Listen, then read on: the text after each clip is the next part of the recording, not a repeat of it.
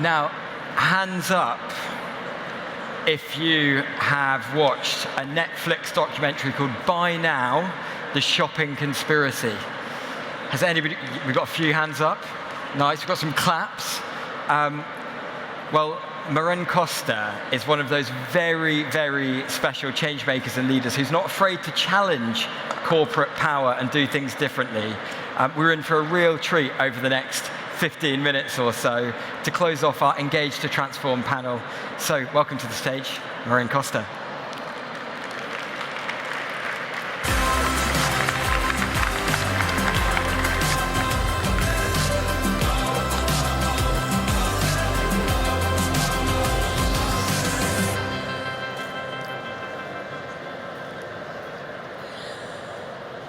On April 10th, 2020 at 3 p.m., I was fired from Amazon in a 30-second video call.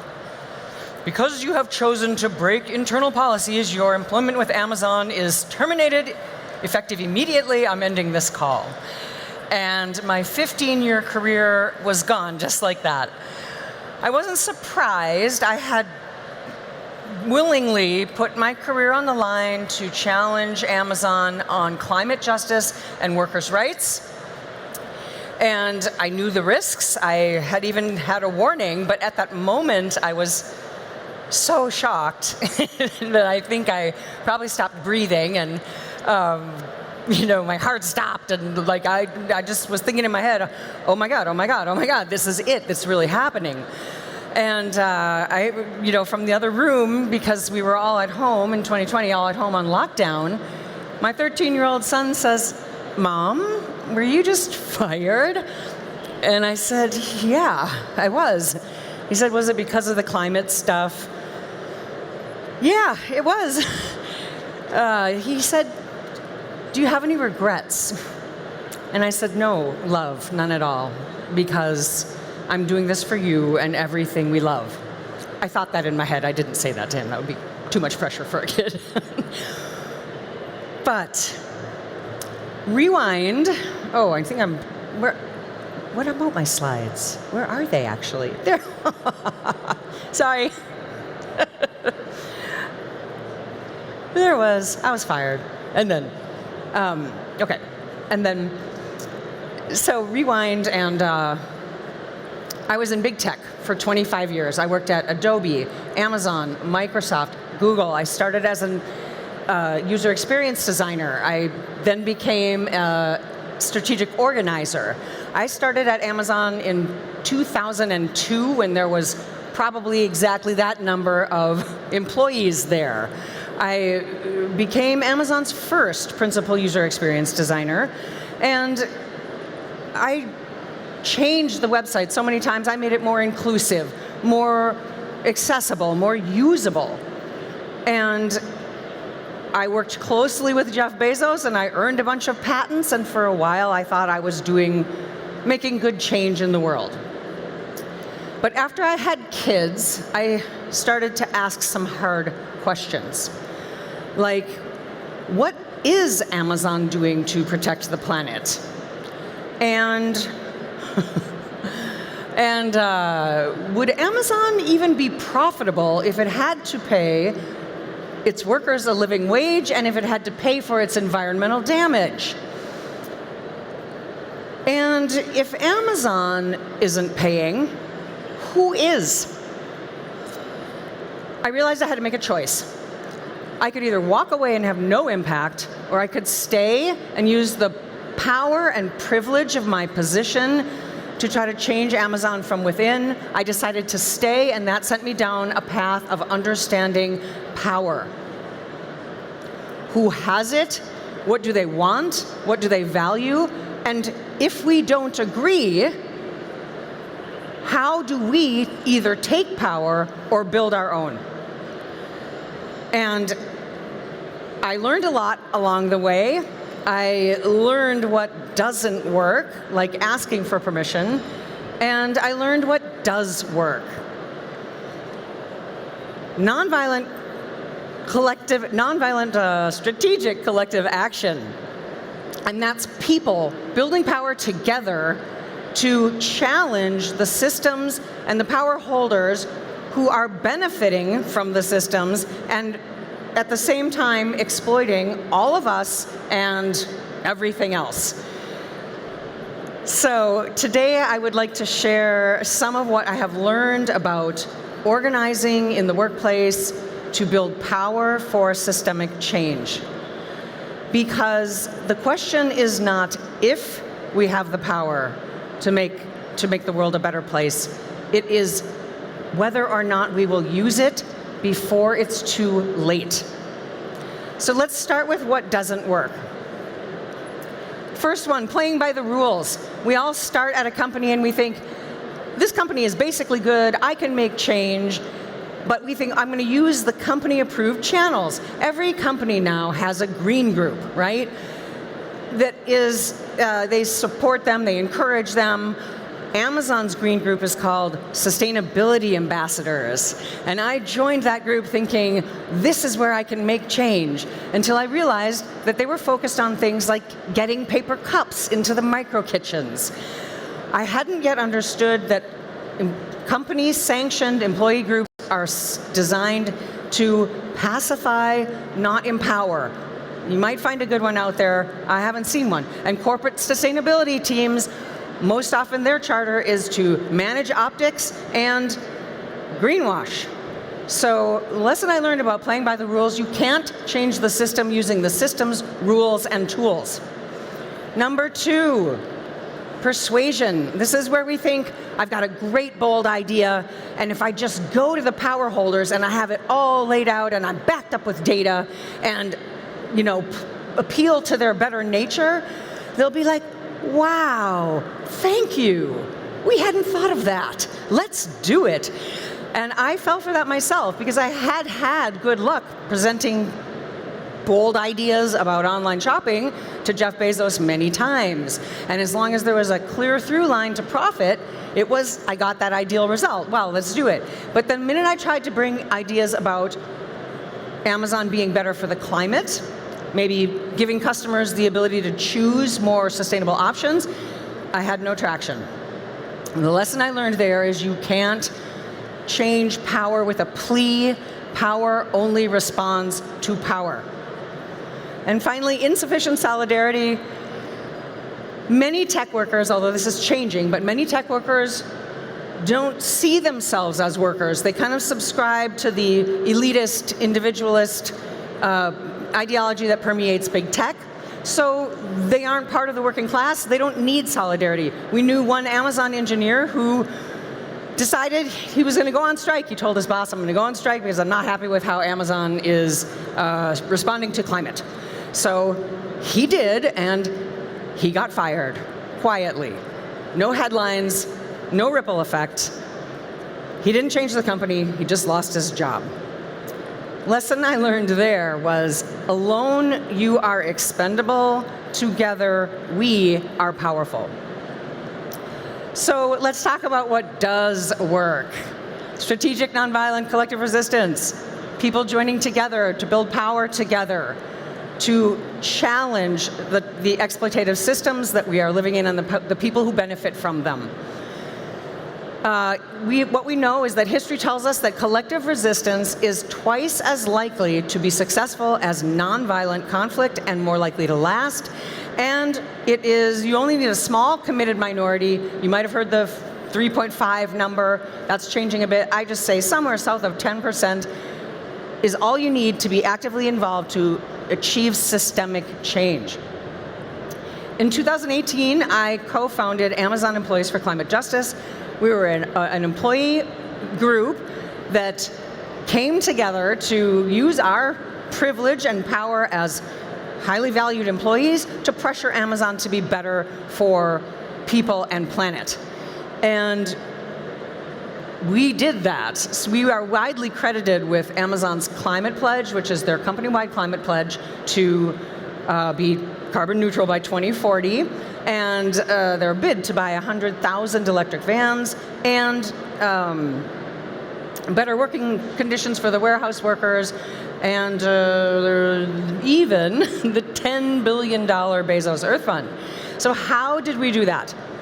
I will tell you some of the most successful strategies that we used for collective resistance in the workplace to build real power.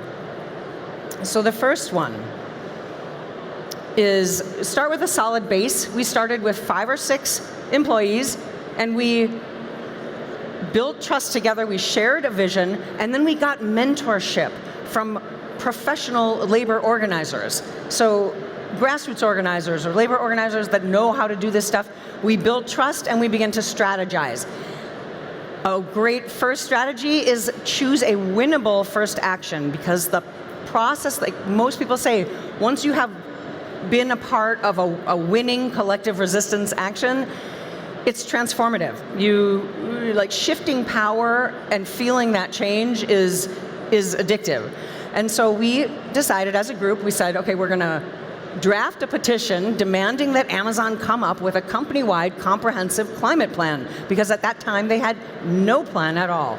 And so we turned that into a petition, and we were going to circulate it internally and then send it to Jeff Bezos and the Amazon board, and then post it publicly as well.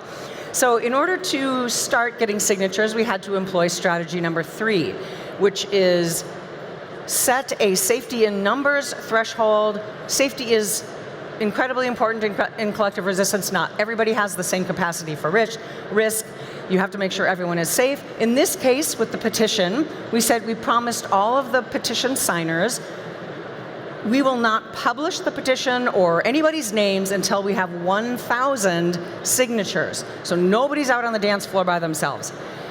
Well, the day that we started circulating the petition, the signatures were just flying in. We got to 1,000 very quickly, so we sent the email to Jeff Bezos and the board, and the press picked it up, and by the end of the day, we had 8,700 signatures from tech workers saying they wanted Amazon to have a company-wide climate plan. And we knew that now, we knew they were paying attention, and a few days later, they came out with their first climate commitment. It was called Shipment Zero, and it was the plan to make half of all shipments carbon neutral by 2030. It was a start, but we were feeling like that was a big win. So then we had our solid base. We chose a winnable first action. We kept everybody safe, and that brings us to strategy number 4, which is sometimes just the threat of the action is the action. So in this case, we knew that we wanted to walk out for the global climate strike of 2019. I don't know if was anyone in that global climate strike. It was a very big movement at the time. And we decided we were going to organize our coworkers to walk out. And we quickly got to 1,700 Amazon tech workers who had pledged to walk out for the global climate strike. And we knew that number would scare Amazon, especially because the press picked it up, and we could just imagine the sweaty boardroom panic where they're thinking this would be the biggest walkout in their 25-year history and a PR nightmare. So the night before the climate pledge, or the night before the global climate strike, Jeff Bezos announced the climate pledge. Their plan to be carbon neutral by 2040, and inside sources confirmed it was our threat of 1,700 tech workers walking out that forced their hand. And of course, we didn't stop with the threat. We continued organizing, and 3,000 Amazon tech workers walked out that day for the strike from 25 cities around the world. And we knew then that we were banking significant power, which is good because the next strategy, force a choice, is one where you need some power to start with. This is where you're going to say to power holders, you want to set up a dilemma whereby they want to choose your desired outcome, or they would face greater consequences. And so I was on the day of the global climate strike, I was going to speak on stage because I was the highest leveled and longest tenured Amazonian in the group. And we knew it would be a big risk because Amazon has an incredibly strict no external communications policy. So as an Amazon employee, you are forbidden from speaking publicly to the press about Amazon. Doesn't matter if it's in a tweet, doesn't matter if it's positive or negative, all of that breaks the policy. So since we knew that I was probably going to get possibly fired, when the warning came in that I was under investigation for deciding whether or not I still had the honor of being an Amazon employee, we had, in advance of the global climate strike, organized 400 Amazon tech workers to break the external communications policy in solidarity with me. And so when I got the warning, then we told the people who had agreed to break the policy, you can say whatever you want, we'll put it in a Medium post, it can be good or bad about Amazon, just talk about Amazon business, and it will break the policy, and we will break the policy together. So now we are saying to Amazon, you can fire 400 people and Maren, or you can fire no one. And they chose to fire no one, and that's how you force a choice. And then finally, strategy number, that's where. Finally, strategy number 6, never give up. In 2020, we were publicly supporting warehouse workers who were risking their lives just to go to work. And of course, Amazon was saying that everything was going perfectly. They are our heroes. They're essential workers. We're treating them, they have all the safety they need, which was not true. So we decided, how can we help? Let's set up a town hall between tech workers and warehouse workers. Warehouse workers can then tell their story to tech workers, and then we could help support them get the real message out. So we send out, it was a virtual town hall because we were all sent home when the pandemic started, but warehouse workers, of course, were not. But we sent out the invitation to this virtual town hall, and, I'm over.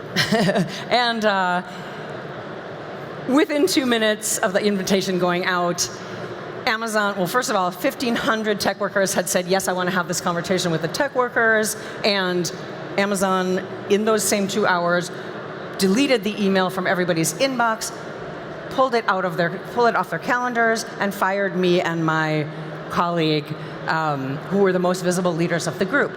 But we were ready. We had we activated our networks. We alerted the press. We had lawyers on standby to fire unfair labor practice charges. And 9 US senators wrote an open letter to Jeff Bezos saying you should not have fired those employees.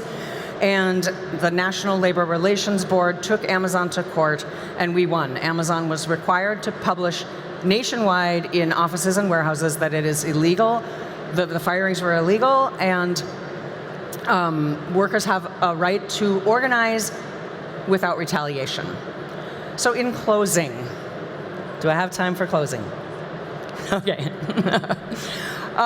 In closing, it's easy to feel powerless when we're confronted by overlapping existential threats and the rise of the tech oligarchy and unprecedented inequality. But the systems and greed that are powering this poly-crisis can be challenged and can and must be changed. Not by playing by the rules or persuasion or going solo, and not by another treaty and a new technology and recycling, but by people like you and me coming together, building power to challenge the systems and power holders that are benefiting while destroying our planet. I experienced both the punishment and the power of collective resistance. I lost a job, but I gained a purpose and community and the strength to keep fighting with everything I have, because what good is a paycheck on a dead planet? So,